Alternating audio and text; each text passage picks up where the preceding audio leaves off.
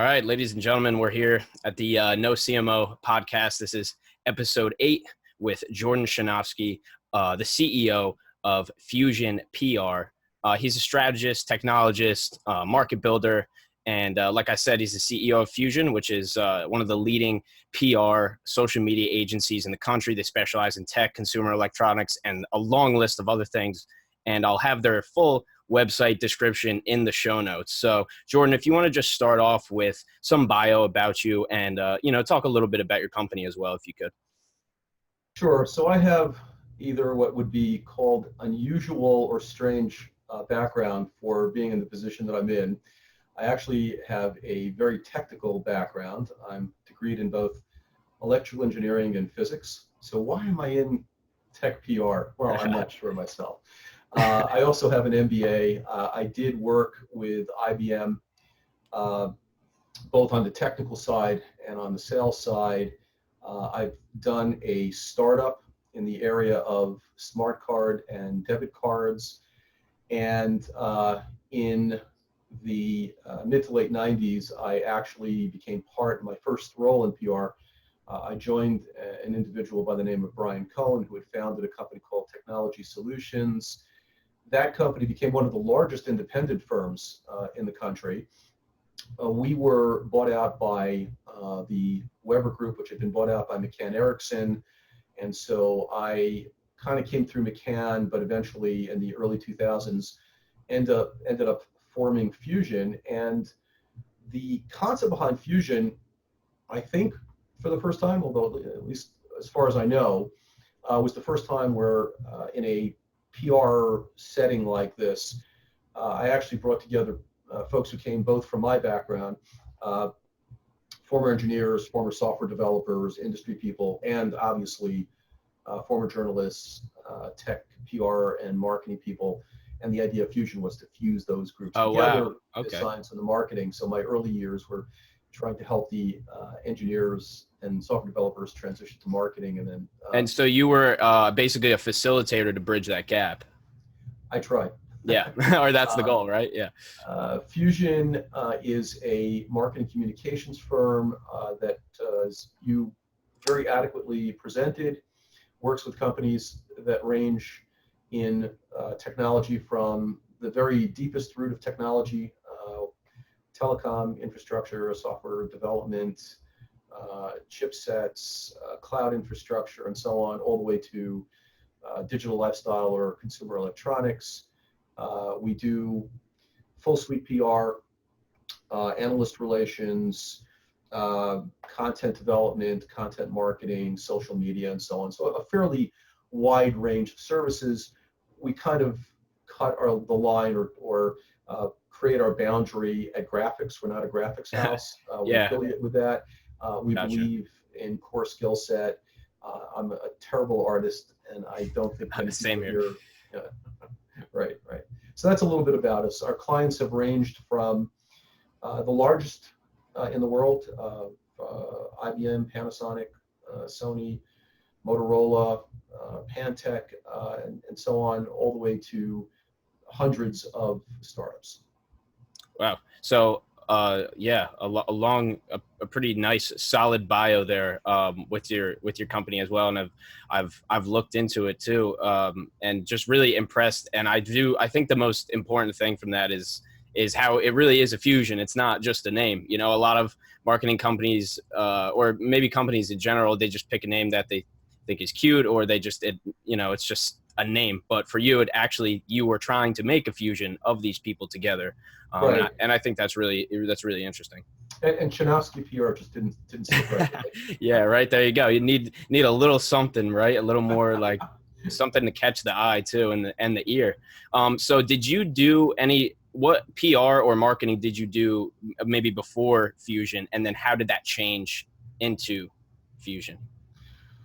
Well, I cut my teeth with Technology Solutions, hardcore PR. Before that, I'd done product marketing, technical sales with the startup and with IBM. So Technology Solutions was really the first time that I had engaged with PR. It clearly changed my life because I ended up doing it. as a career. It was a huge change, much more so than for other people, because I came from the startup world. I came from a technical background. PR was alien to me at the time. What I brought to the table was a very deep working knowledge of technology, a good communication skill set, but I wasn't a PR person. So for me, there's a large gap between technologists and PR. I mean, a very large gap. And and hopefully it's getting smaller over the years, but it definitely, you're right. Even especially like 10, 20 years ago too, it wasn't even like close. It was incredible. So for me, PR people could have come from Mars. And here I was getting into the field. So it was a tremendous transition for me. It took some time to figure it all out. I have some very funny stories along the way.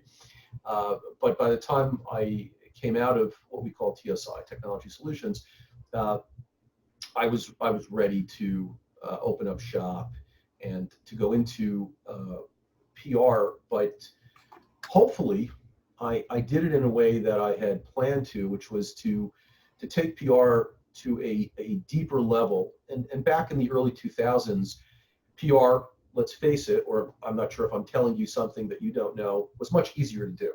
There were more, the more reporters, publications more defined in what they would cover. Reporters had more time to cover stories. The New York Times used to have a technology section. That's gone because everything's tech now, so they don't have it anymore.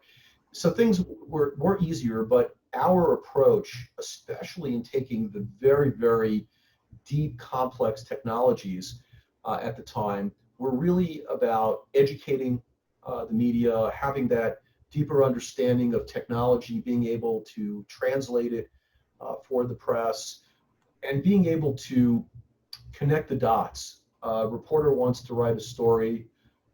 The client has a technology that's not a direct fit. Can you connect the dots with several degrees of separation and make it work?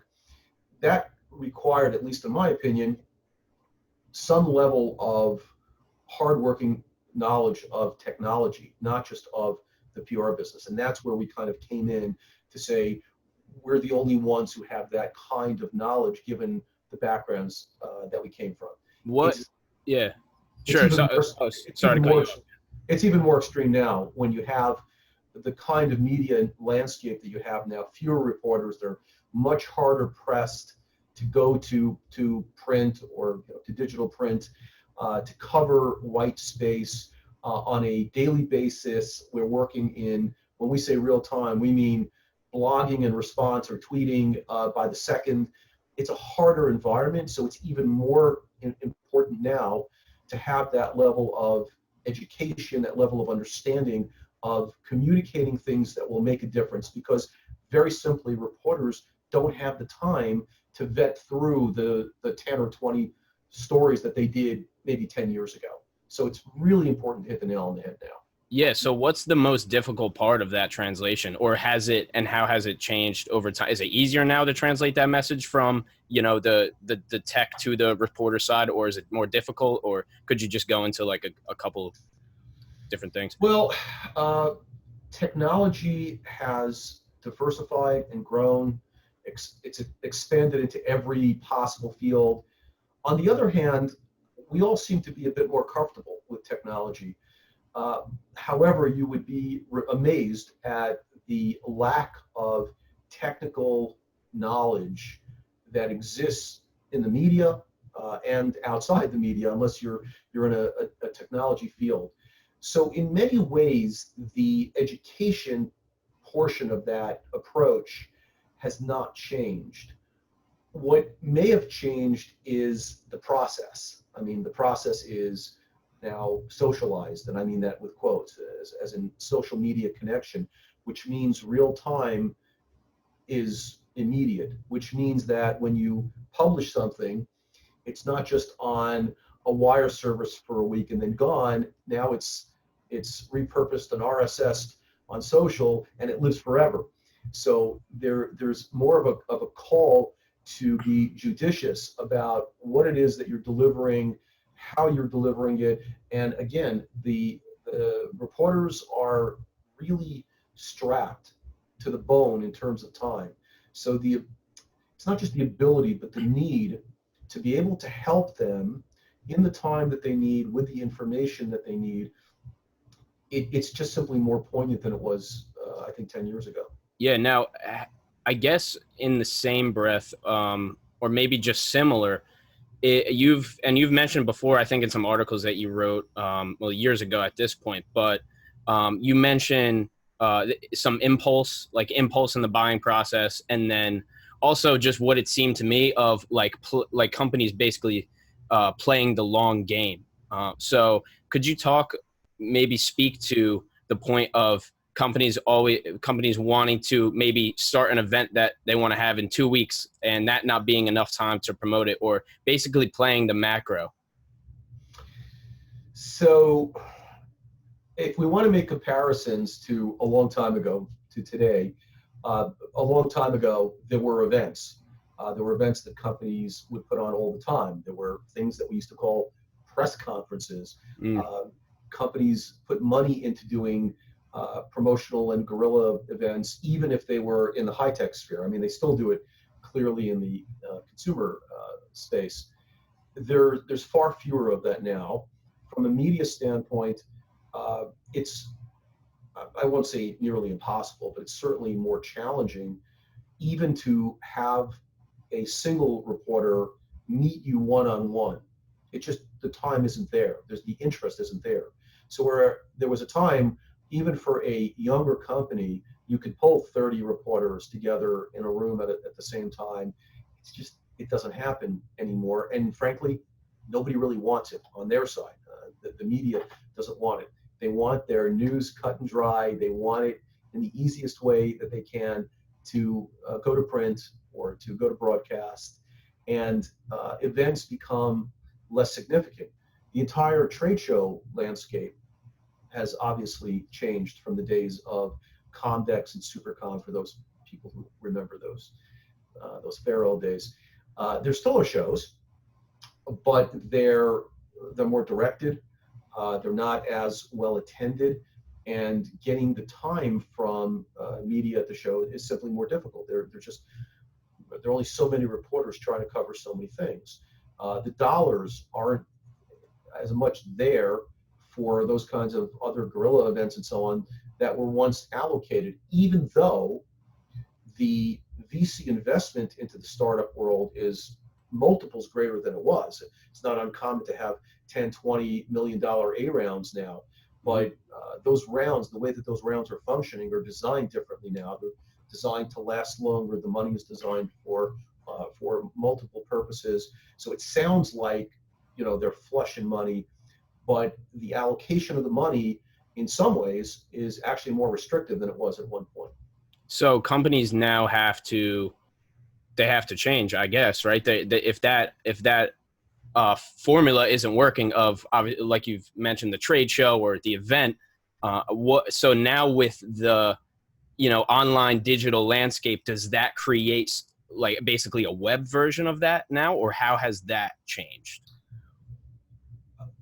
In my view, social has kind of climbed to its peak in terms of convincing companies, CEOs or C-level, C-suite folks, that social can give you what was once promised, which is a guaranteed, measurable, resulted program that will deliver leads and so on in a way that can be controlled and so on. Social certainly has changed the world in the way that we market online, but from a marketing perspective, certainly from a PR perspective, there are no guarantees. It certainly is infinitely more measurable, but unless you're using paid media, which is what we used to call advertising, and advertising has a statistical approach to it. You'll have an X% return on a certain amount of money, which may or may not be valuable to you. If you get past that into earned media or earned social or influencer engagement, I think it's a very important element, but on its own, it won't be effective. In other words, you need The baseline, that you need the foundation, right, for it to. correct, and that foundation comes from uh, people may not like to hear it this way, but good old-fashioned marketing and PR. You can have a blog, you can have a Twitter feed, and so on. They're static unless you're drawing people in, unless you're going out and reaching out to influencers and you're bringing people in. Those social channels are static. They're static in the sense that they don't go out and beg people to come in and join, unless you actually have an effort to go out and do that. That's really part of the greater marketing communications effort. Yeah. I guess this is somewhat related, but do companies focus too much on the online branding, the online digital advertising? Like you said, it's just a feed, but you have to have that foundation first. Do you think they miss that in between stage of getting the foundation, and they just like, if we just push X amount of money in Facebook ads, it's going to work? It's a very interesting question. It's going to cause me pause to think about. I like to ask I like to ask this question because everybody seems to have a different take on it too, which is interesting. I can only give you my experience. So sure. Yeah, that's what we need. Companies who think that they're going to skim off the top and just do a little social and try to get them into the market. I have never seen that work. Mm-hmm. There are mid-sized companies who consider social to be significant to their effort, and they often will leave it to the discretion of some very junior people. It's almost like pushing it to the side and saying, we got to do this, so go out and put some blogs have out. the intern make the posts, or Right. Yep. Right. And you have very large companies who take it very, very seriously, and they tend to do the work in-house more often than not. They might farm out parts of it, but they tend to do it in-house. As an agency person, my experience is in watching this. So it doesn't mean that companies aren't doing it.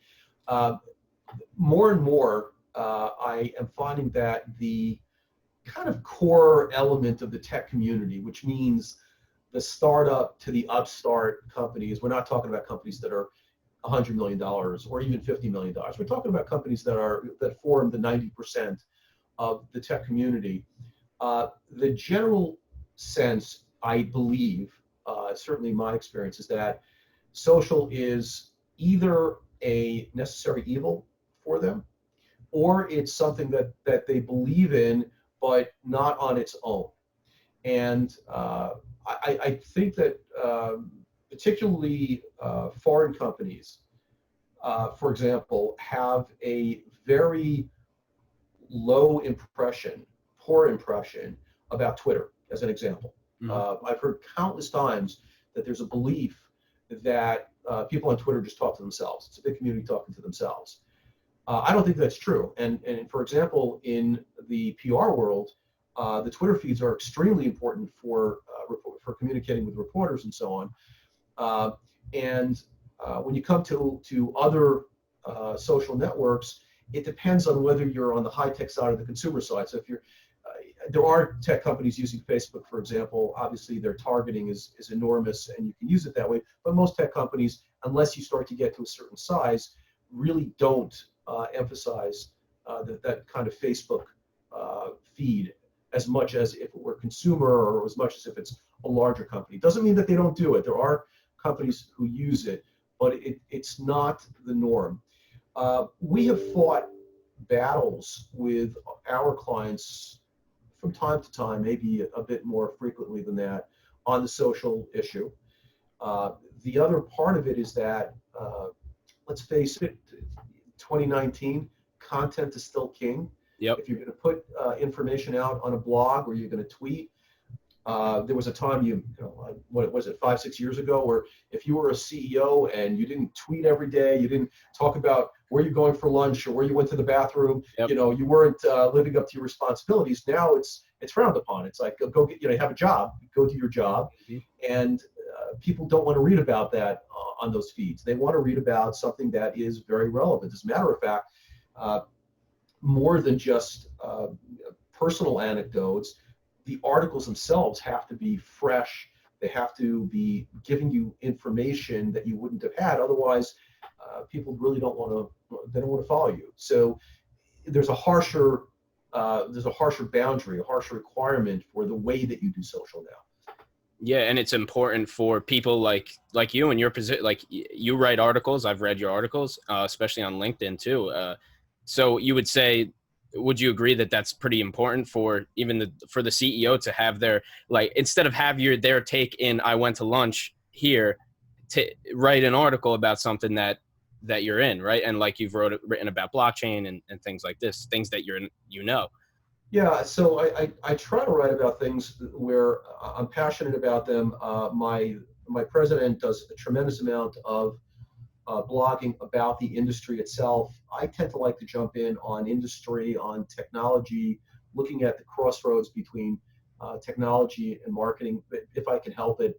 There are times I'll offer some opinion pieces, but to me, I think it's valuable, but at the very least, it's what I enjoy doing. Yeah, well, that's good too. I mean, you're not just doing it to do it. You actually like doing it, and it is valuable though. And I learned things on a personal perspective from your articles as well. So I guess kind of jumping off the last question a little bit, it doesn't have to tie in specifically to social, but how important is branding, and do you think is it the company's job to build a brand image? Is it more, do the customers do it themselves? What is your take on that? If I understand the question, companies absolutely have a responsibility to build a brand, to frame a brand. In other words, if a company is considering what or who it's going to be, there's a science to what they need to do, and obviously there's an art to what the brand should be. But companies absolutely need to have a brand. Young companies often don't consider the significance of not just the best brand image for themselves, but the consistency about how they communicate that brand to the public. So obviously, if you're Coca-Cola or Apple, brand is everything. Mm-hmm. But if you're a young company, why is brand significant? And part of it is that we live in a world that is unbelievably competitive. And if you ask anybody who runs a business today, they will or should tell you that the environment is violently more competitive than it was 5 or 10 years ago. The world is just, it's a tougher business environment. If you're going to be building cyber products or telecom products, there's almost no field where it's not incredibly noisy. One of the most significant ways of standing out is with your brand. And creating that brand, the brand attributes, the mission statements, the vision statements, make a huge difference in communicating a story to the public. And without that, you're just telling a story. You're not building a story. You're not inculcating the media or the analysts or whoever the constituents are into what you believe in. And people feel the passion of others. People do podcasts with people they like doing podcasts with, sure, or covering the media for people they like covering the media for. It's human nature. But beyond that, I mean, not to get too far away from the core of this, brand is the energy and the face and the feel of the company. So if you don't have that, you can't touch and feel the company. All you have is a website.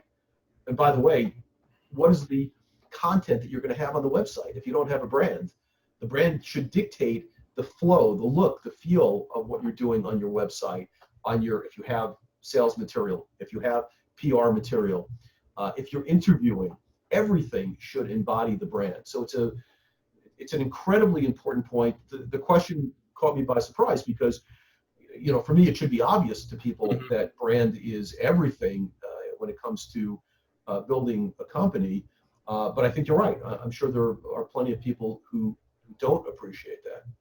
I think maybe even I think there's also people that just have, they're starting their company. Like you said, they have a website, whatever, they have a Twitter, Facebook, all the socials, but they don't even know themselves how to portray their brand image, how to build a storyline, how to get people to invest in their company by creating that vision. So do you have a tip for people who are, say they're in the startup realm and they're just beginning their company? Is it just being honest with themselves and writing it down, or, creating a whole vision statement or mission statement rather? Like what could a new company do to build that brand and that Hire a branding firm. Yeah. I mean, really, hire a branding firm. Most people who start tech companies are former engineers. That's the, I don't know if it's the 90 or 80 percenters, but a lot. Yeah. 100%. Most people are former techies. They're not people who get branding. They know that they don't get marketing typically.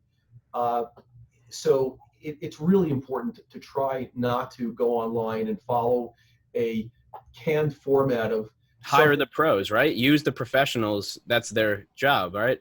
I mean, yeah, and to try to describe how you go about branding for a company in a few minutes would be a. No, I love that answer. I love that answer because I think that, but that there's just some people who they just don't, they're like, no, I could just do it myself. I don't have to worry about, I'll just read some articles online, and maybe they're not that naive, but maybe they just want to do it themselves. And why would you not? You're good at doing one thing, do that, or multiple things, do what you're good at, right? And then hire the professionals. Yeah, and by the way, I do come with a fair amount of credibility in this because we're not inherently a branding firm. So I'm advocating going to a branding firm. We do branding, but there are companies that specialize in it, and they're very important companies in the life of an early or young company. And I would strongly recommend that whether you work with a PR firm or whether it's a more traditional branding firm, that you don't try to necessarily do that on your own. And the one thing about a branding firm is that you can bring them in for a short period of time, a month, 2 months, whatever it is. They can help to establish that brand, and then you don't necessarily have to continue with them. But it's a really sophisticated area.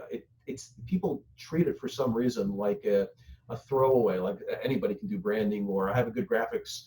My partner's son-in-law's brother, does graphics. We can do it. It's not about that. I mean, obviously there's a graphic element to it, but it's about establishing that passion, that vision, that sense of direction, and you want to evangelize the community that you're going after with that brand. So it really is the first core starting point that you must have. Yeah, that's really, I think that's part of the reason we have this podcast as well, is just to inform people, and just give them the idea of, people who have done it like yourself, and you've displayed some really good information. I want to completely switch sides, if I can, and talk about blockchain a little bit, just because this is something a good amount about, and we haven't had somebody on here to really explain it. So if you could you talk about blockchain and its implication in the business world or in the world itself as well? How does it work? Basically. So, let me start. I love these open-ended questions. Yeah, you could start. Yeah, I know, right? I'm really hitting them hard with the questions today. First of all, when we talk about blockchain, we often talk about, or at least in the past, we've spoken about blockchain and crypto in the same breath. I don't know if that was your implication. For me, it's the same.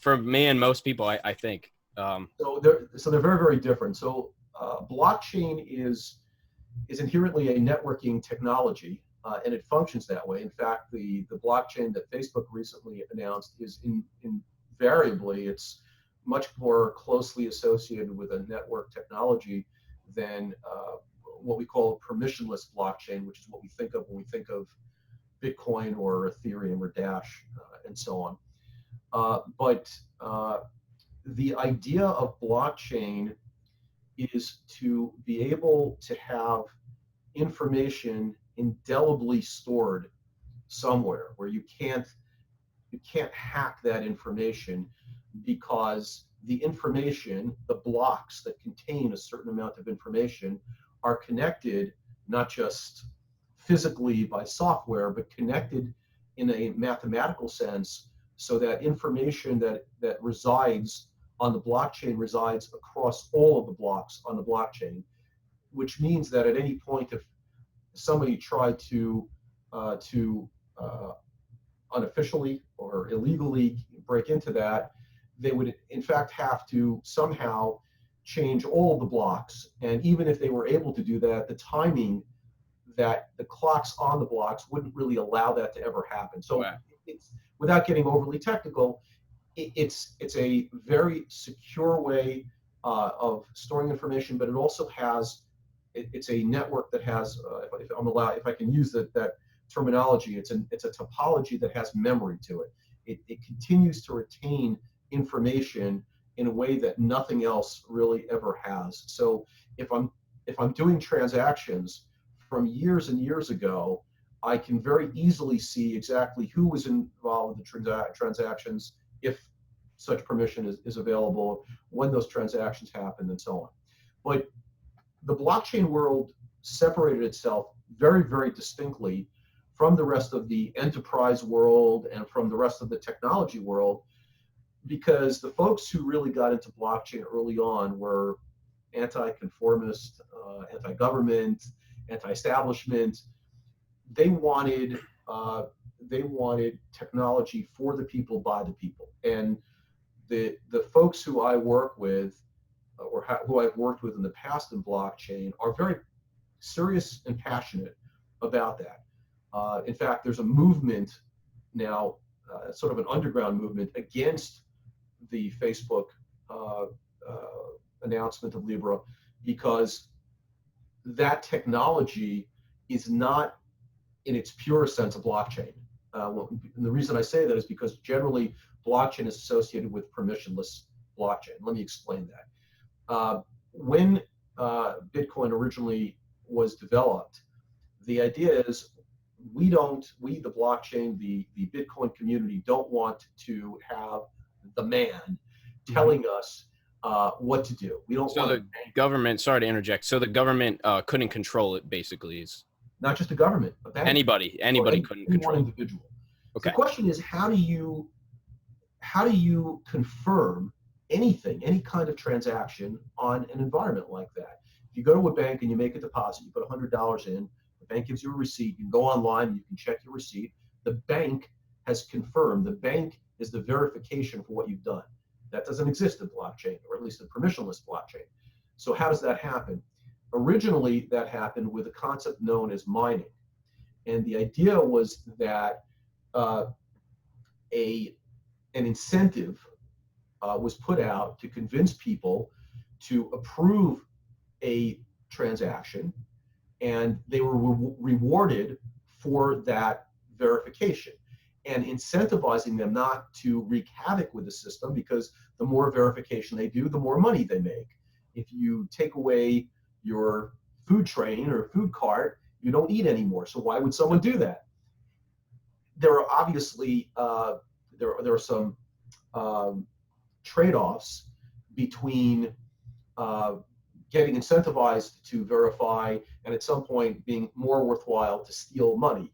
So the blockchains are always designed to make it less appetizing to steal money than it is to be incentivized. I mean, that has to be worked out in the math. So originally, it was actually a mathematical puzzle that had to be solved. First come, first serve. You go in, you solve it. And by the way, it's not something that has some kind of interesting code. It's brute force, computing power. The first person to solve that gets the verification ability. They get a fraction of a Bitcoin, and the transaction is verified. And so the people, the community, became the verification in a brilliant way, became the verification for all of these things, for all of these transactions. There were some problems with, and you'll have to stop me if I'm going on too long about this. Oh no, I'm just very curious about this too, and no, you can keep going. because I don't know anything about it. So this is good information.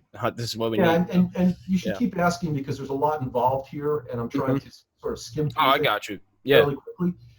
So I go online to Ethereum, which is a classic blockchain, and I want to transact money. I set out the transaction. It goes out onto the blockchain. Some 100,000 people, I don't know the number, will look at that transaction and say, I want to verify it. A puzzle goes out with it. The algorithm or the mathematical numbers go out, and people have computers, certain types of computers, certain types of chips that are designed to be able to crunch through those numbers as quickly as possible. And somebody gets the number, they verify my transaction, a little piece of that money or whatever transaction is goes to the person who's mining. So hence this is actually called mining. And the transaction is verified, and I transfer my Ethereum from my wallet to an exchange, let's say. I mean, as one example of what might happen, a simple example. Mining ran into some problems, and they ran into problems because the amount of electricity and power it was taking as these, I didn't mention, by the way, that these mathematical numbers or puzzles became more complex as the networks grew. It takes more and more computing power to do that. So you had companies that started to get into mining. You had in China, well, any place actually that has a cold temperature and low power became very, very big in mining. So they could have basically a farm of computers to mine, like a server base. Yeah. Or lots of servers. Yeah, lots of, multiple. And so you started to have an 80-20 rule occur, where you had 20% of the miners that were controlling just about everything, and then actually the numbers were even shrinking beyond that. Wow. You had environmental concerns over how much. So they were monopolizing the mining, basically. That's correct. It used to be, a PC in somebody's home, and then all of a sudden you have entire mining farms, that were mining the blockchains. You had environmental concerns with all the electricity that was being used. So you had that concern, and not the least of which, the other concern is the speed or lack thereof of mining. Blockchains typically, the Bitcoins, the Ethereum, some typically are in the 10 TPS range, 10 transactions per second range, 100 transactions per second. If you look at major networks like the financial exchanges, like the Visa, the credit card networks, they're at a million transactions, or 100,000 to a million transactions per second, depending on these. Just to give you some range here, you have 10 transactions per second, you have a million transactions per second. So blockchain didn't really have a whole lot of application initially. You had, I don't know, terrorists, bad guys, whatever, that wanted to store some money on it. We all are aware of that. But it didn't really have much application. It was slow. It was in search of an application to use. And there's no overall regulation. There wasn't at the time. Yeah. There wasn't at the time. So you could buy Bitcoin and transfer it to someone else, and no one would be wiser for the wear of where or how that money went to where it was and that going. was half of the incentive of using it, I guess, right? Or it still is. But it doesn't necessarily mean that has to be for bad guys. Yeah, so we don't. Yeah, the regulation that would come, it wouldn't be the same type of regulation that it would be a completely different style, right? Because it's a completely different thing. Well, there are different reasons that people would want not to be identified in their transactions. Yeah. There are some tax implications. And then there's the others. Yeah. But then there's a sense, and for the people who have really been at the forefront of blockchain, their intent is simply not to be governed by one body. It really is a passion.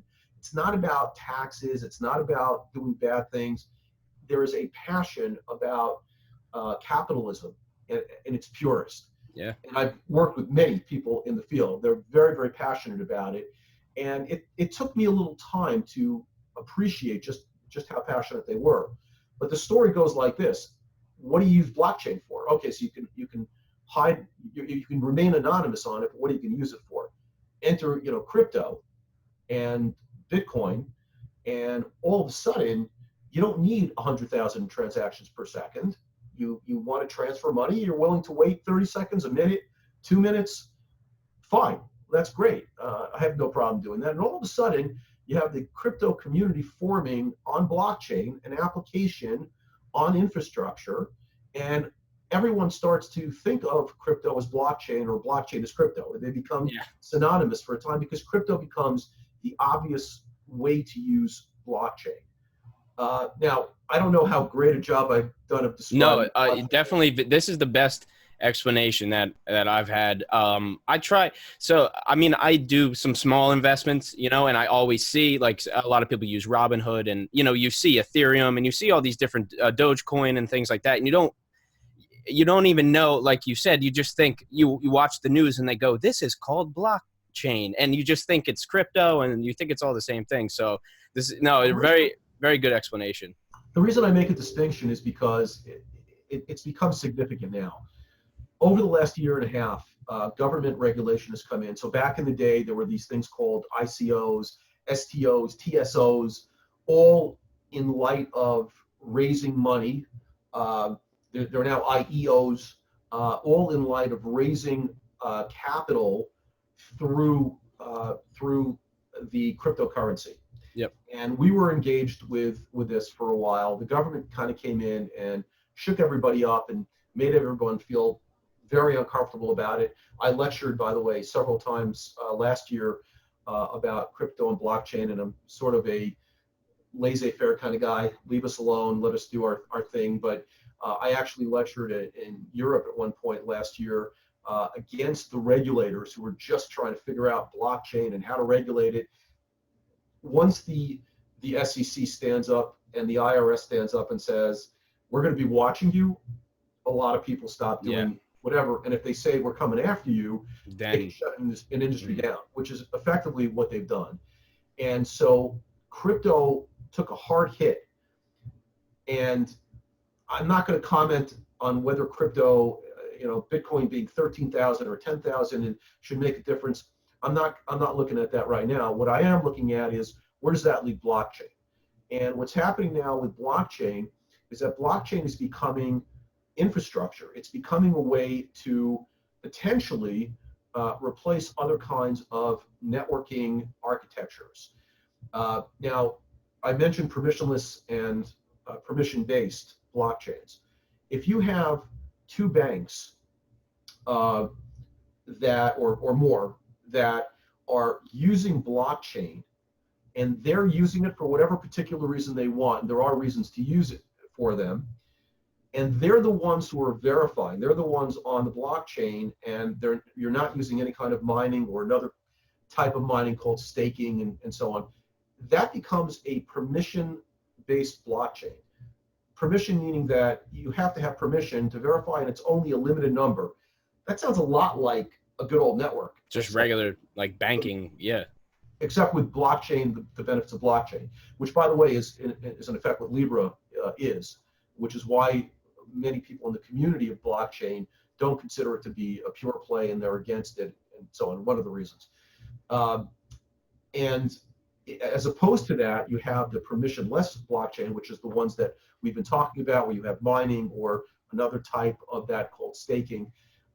You have those types of blockchains, and there is a movement, an advent of those types of blockchains to build up very, very high performance.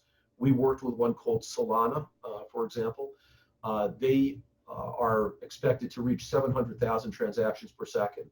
So now all of a sudden you have blockchains that have the scale and the capacity and the speed to be able to perform in applications that we used to think of exclusively as good old-fashioned networks, the financial networks, the credit card networks, and so on. Now the question is, why use blockchain? that is not probably a conversation for this purpose, for this podcast. Sure. That's a little bit more advanced and technical, but there could be. And the companies that are in blockchain that are producing those kinds of high performance blockchains, or in fact, they're now looking at how do I convince someone to even test bed a blockchain if you use a credit card. When was the last time it didn't work very quickly? You're happy with it. It's good enough. Oh, yeah. So what's the compelling reason to put blockchain is? Is it a security issue? Is it a historical issue? There may be reasons. So the implementation now is they're correct. trying to now, one of the find, things, and I'll leave you, well, I think I'll leave you with this, is No, one good. of the things that blockchain has the capacity to do is to disintermediate, which means if you're paying a fee to a middle person to accomplish a transaction, you don't have to do that anymore with blockchain, because blockchain holds the records in a very seamless fashion. So you don't need somebody making that connection for you. The connection is done through the blockchain. And so all of a sudden you have the ability to disintermediate in these applications. Credit cards have fees involved. Why do you need to pay a fee? The blockchain community would say, the man is charging us a fee. We don't want to pay that. Blockchain can do away with that. So blockchain does have some financial benefits. You have to weigh whether or not it is sufficient to make it worthwhile to make that change from whatever topology you're on to a blockchain. And it will it'll continue as it gains. It has to gain awareness too, I guess, is sort of what you're saying as well. People finding that implementation and finding where it's going to work. And it just, so do you think, let me just say that the people who are evaluating blockchain for its purpose of infrastructure, they're familiar with blockchain. They know what it is. They may not have intimate familiarity with its functionality and performance, but they know what they're dealing with. There's no confusion between crypto and blockchain. These are very technical people who understand this well. I wouldn't say they understand blockchain well, but they understand what blockchain is intended to do. Sure. It's not like you're dealing with the general consumer population that really doesn't understand blockchain. People like to invest in crypto and they like the run up and so on, but they don't know what blockchain is. Yeah. Awesome. That was a great, I could almost split this into two podcasts, I think, because that was great information on both sides, from the PR and the marketing to the blockchain, because we wanted to get somebody on here to explain that too, just because it is, like you said, people are investing in it. They should, this I think it seems like the beginning of something that's going to be really big, with blockchain. So, it seems to be. And people should have that general knowledge, I guess, is what I'm getting at. Blockchain at some point will be a mature mainstream technology. Crypto in some way will come back. I don't know exactly what that means, but there will be a crypto market. It's not going away. Like many financial instruments, it has to go through a period of testing and I guess battle testing and seeing where it ends up, and then finally having a field that's stable and mature. And the question from a crypto standpoint is, do you want a good old-fashioned, comfortable, security-backed, insurance-backed currency that happens to be called crypto, which is sort of in light of Libra, there are some exchanges that are FDIC, insured back and so on, or do you want to have pure play crypto where it's by the people for the people, but if your money is stolen, it's gone. That's a debate. So the pros and cons, what do you want? You want to take, which pros and which cons? It's a decision. Yeah, it is. And also, there was a time where you had lots of these altcoins coming up all over the place. Now obviously it's harder, so there are far fewer. I thought I was tickled by the whole field coming up like that, where people who never had a chance to raise significant money. I'm not talking about people who absconded with money, but I mean people who legitimately had a good idea building a product and didn't have a chance to do it with VC financing, venture capital financing, all of a sudden had an opportunity to do it without giving out equity initially. Now, by the way, crypto and equity are in these initial equity offerings are they're kind of coming together in a sense. But back then, there was no equity being given out. It was almost like Kickstarter on crypto. Yeah. The Kickstarter of crypto. That's a good clip too to pull. Awesome. Once again, I really appreciate your information. You have schooled me. I didn't know anything about this, and I hope that you have also informed our viewers, which I'm sure you have with your information, both from like I said, the PR side and the crypto side of it. Our two segments, which I love. This podcast evolves with each episode, so. That's a great part of it. So Jordan, thank you for coming on. I really appreciate it. And we'll have all your information, your website and everything, Fusion PR in the show notes for everybody as well. It's been my pleasure. Hey guys, it's Ryan again. I just want to let you know of a very important event that's being hosted by You Don't Need a CMO this month. I'm going to throw it up on the screen right here so you can get a visual. The link will also be in the show notes. So this is called Social Growth 101, Everything You Wanted to Know. It's happening July 30th, 2019 from 6 to 9 p.m., 30 West 44th Street, New York City, New York. A little bit about the event. If you're thinking about turning your blog, YouTube channel, or any other social platform into more than just a small side hustle, this event is for you. We'll give you the best strategies in 2019 to grow a massive following on Instagram. This is for influencers who already have a following as well. It's for both. And if you already have a following of over 25,000, your ticket will include introductions to 10 key influencers and celebrities, as well as 5 different brands. So we're going to cover how the Instagram algorithm works, paradox of advertising and why you must spend money to make money, the importance of off-site links in building your profile, and the basics of Instagram analytics, how to evaluate your results without an agency. So once again, folks, this is Social Growth 101 happening July 30th. Be there. The registration fee is $85, but it includes an open bar. This is an event you do not want to miss, guys. So once again, thank you for tuning in, and I'll catch you guys on the next one.